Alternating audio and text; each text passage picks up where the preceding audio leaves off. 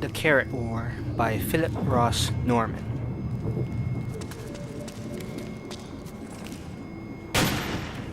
The rabbits were getting ready for their midsummer feast. Little did they know, but two horrible hares from Fort Hare were spying on them.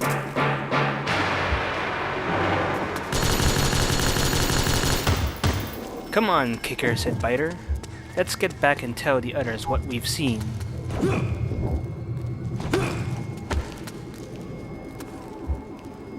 "Open the drawbridge," shouted one of the lookouts. Fort Hare shuddered as the drawbridge crashed down. Kicker and Biter hurried to see Emperor Blackear deep under the fort. "Well, what did you see?" shouted Blackear, crushing a radish under his foot. "We've got to get rid of those rabbits once and for all." "They're getting ready for their feast," said Biter. "They're setting up tables and dancing and singing. And they're getting their carrots ready for picking."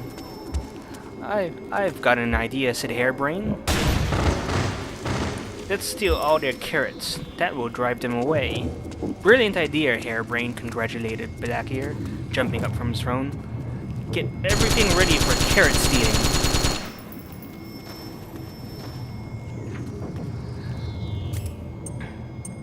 That evening, when all the baby rabbits were safely tucked up in bed, Carbuncle, the carrot expert, went to check the carrots. "Tum-ti-tum, tum-ti-tum," he hummed.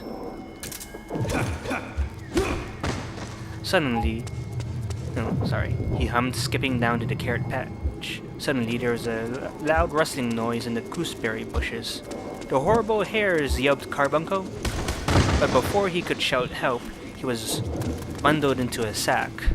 And with no one to stop them, the horrible hares dug up all the carrots and hopped it back to Fort Hare.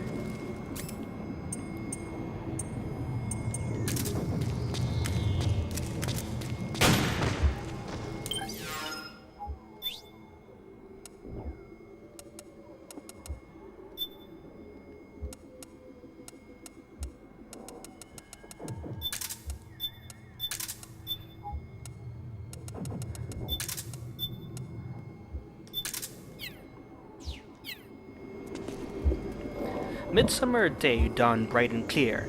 "Yippee! It's party day!" squeaked the little rabbits. "Yippee!" shouted Bunnet, the smallest rabbit of all.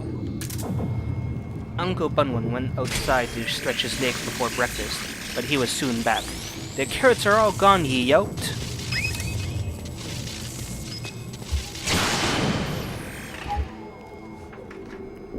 He wasn't wrong. All the rabbits rushed outside and found huge heaps of earth. "Moles! We've been attacked by moles!" shouted Buncun. "All gone," sniffed Uncle Bunwan. "All our lovely carrots are gone." "I found one," called Bunlet, spying a carrot in the grass. "And another," squeaked Bungler. They found a trail of carrots that snaked down the hill, round the bush 3 times, and after a few more wiggles, led straight to Fort Hare. It was awful. It wasn't the moles at all. The horrible hares had stolen their carrots. Where was I? "And they've captured Carbuncle," said Bungler. "I haven't seen him since last night." "What were they to do? The horrible hares would never give back the carrots." "I have a brilliant idea," said Bungler. "Let's smoke them out. We'll make them give back our carrots." They made a huge pile of sticks. Bungler said he was an expert on smoky fires, so he was in charge. Soon there was lots and lots of smoke, and it was drifting in a big black cloud towards Fort Hare. "Well done, Bungler," said Uncle Bunwan in a surprised voice. Just then, the wind started blowing in their faces. "Oh dear," said a worried Bungler. "I think the smoke is coming back." It was. "Run!" shouted Uncle Bunwan to the little ones.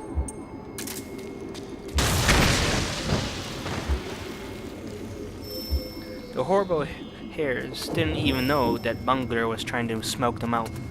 Well done, my brave horrible hares, shouted Blackyear. We'll never see those rabbits again. And the sound of their cheering echoed through the tunnels under Fort Hare. The rabbits were very sooty. Bungler was sootiest of all. He was lost in smoke and couldn't find his way out.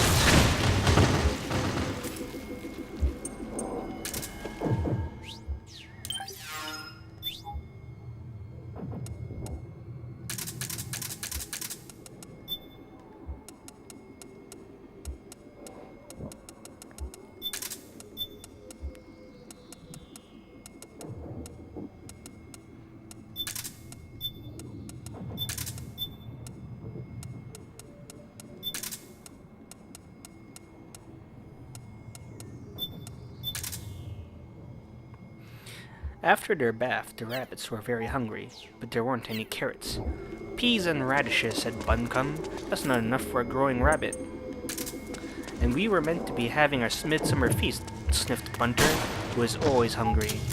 Suddenly Bunnet squawked, I've had an idea. He did lots of drawings, and to show the others. There, he said proudly, and there's this picture of a Trojan carrot. It was a very brilliant idea for such a small rabbit. Let's give the horrible hares a huge carrot. They're so greedy, I'm sure they'll let us into Fort Hare. But we don't have a huge carrot, pointed out Buncombe. Of course we don't.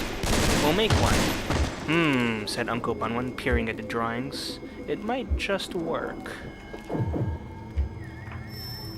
The next morning, they set off for a redwood forest. They sawed and chiseled and bashed and hammered, and soon the tree trunk started to look like a huge carrot.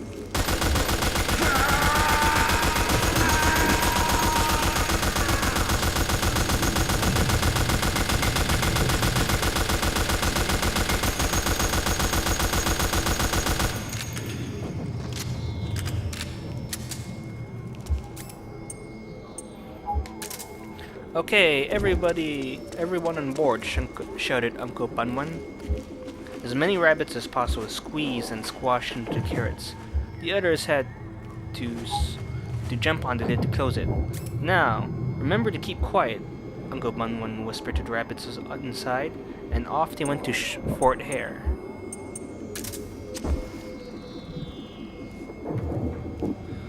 On the way, they met Bungler. Jump on, said Bunlet.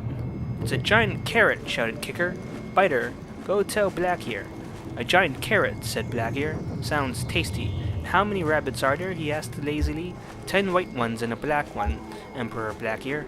Humph, and he slurped some carrot wine. Let them in, he commanded. Steal their carrot. Tie up the rabbits and throw them in the dungeons. Open the drawbridge, shouted Biter to the hares in charge. Before the horrible hares knew what was happening, the battle had begun.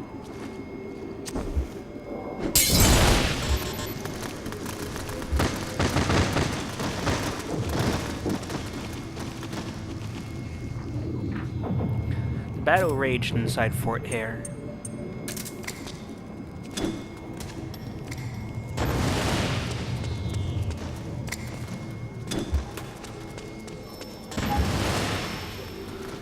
Quick, down to the storeroom, shouted Uncle Bunwan.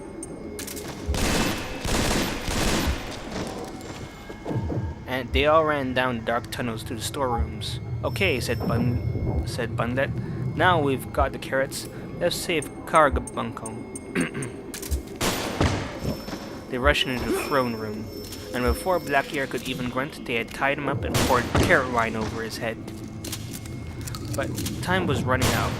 They could hear more horrible hares rumbling down the tunnels towards them. This way, said Bunlet, finding an escape tunnel.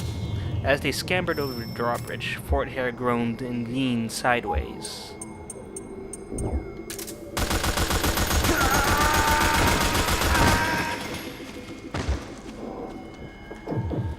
That night, the rabbits had a party.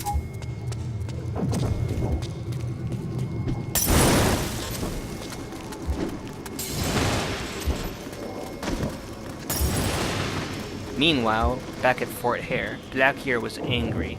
We're still the greatest. We'll get those rabbits yet.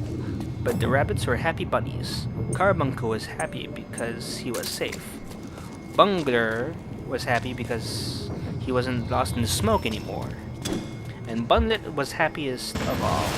He not only saved the day, he saved the carrots too.